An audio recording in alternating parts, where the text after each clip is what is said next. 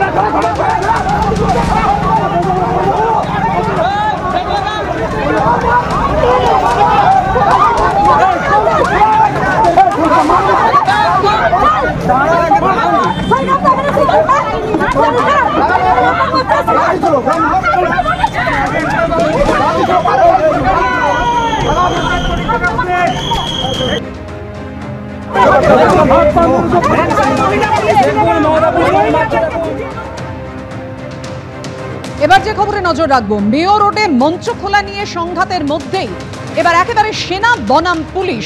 আজকে যে পরিস্থিতি তৈরি হলো, দফায় দফায় সংঘাত। একেবারে যে ঘটনা আপনাদের সামনে রেখেছি, পুলিশ যে ছবি পোস্ট করেছে, যে ভিডিও পোস্ট করেছে, সিসিটিভি ফুটেজ তা রেখেছি আপনাদের সামনে। মহাকরণের সামনে সেনাবাহিনী ট্রাক আটকায় পুলিশ দফায় দফায়, আর তাই নিয়ে সংঘাত একেবারে তুঙ্গে। পুলিশের দাবি নিয়ম না মেনে বিপজ্জনকভাবে চলছিল সেনার ট্রাক, আর সেনার দাবি বাঁক নেওয়ার সময় যথেষ্ট আস্তেই চলছিল সেনার ট্রাক। পেছনের গাড়ির গতি বেশি থাকলে সমস্যা তো হবেই, পাল্টা সেনার দাবি। কিন্তু এই গোটা ঘটনায় ইতিমধ্যেই ট্রাফিক সার্জেন্ট মামলা দায়ের করেছেন, তিনি অভিযোগ দায়ের করেছেন, আর তার ভিত্তিতে এফআইআর রুজু করেছে পুলিশ। কি আপডেট জানাবেন আমাদের প্রতিনিধি ময়ূর ঠাকুর চক্রবর্তী। ময়ূর, দেখো, গোটা ঘটনার পর হেডকোয়ার্টার ট্রাফিক গার্ডের একজন সার্জেন্ট তিনি লিখিত অভিযোগ দায়ের করেন হেয়ার স্ট্রিট পুলিশ স্টেশনে, এবং সেই অভিযোগের প্রেক্ষিতে যে খবর পাওয়া যাচ্ছে যে হেয়ার স্ট্রিট পুলিশ স্টেশন ভারতীয় ন্যায় সংহিতা 281 ধারা, যেটা হচ্ছে বেপরোয়াভাবে গাড়ি চালানো, র্যাশ ড্রাইভিং, তাতে কেস রেজিস্টার করেছে। এবং এই কেসটি কিন্তু রুজু হয়েছে আর্মির গাড়ি চালকের বিরুদ্ধে। অর্থাৎ এর আগে মোটর ভেহিকলস অ্যাক্টে পুলিশ আধিকারিকরা মামলা রুজু করেছিলেন কলকাতা ট্রাফিক পুলিশ।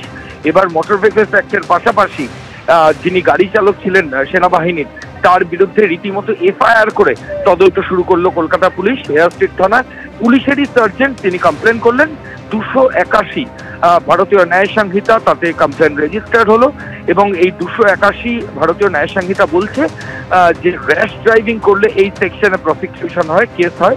পুলিশ আধিকারিকরা সেনার চালকের বিরুদ্ধে বেপরোয়াভাবে গাড়ি চালানোর অভিযোগে এফআইআর রুজু করলেন হেয়ার স্ট্রিট পুলিশ স্টেশন। ধন্যবাদ তোমাকে ময়ূর।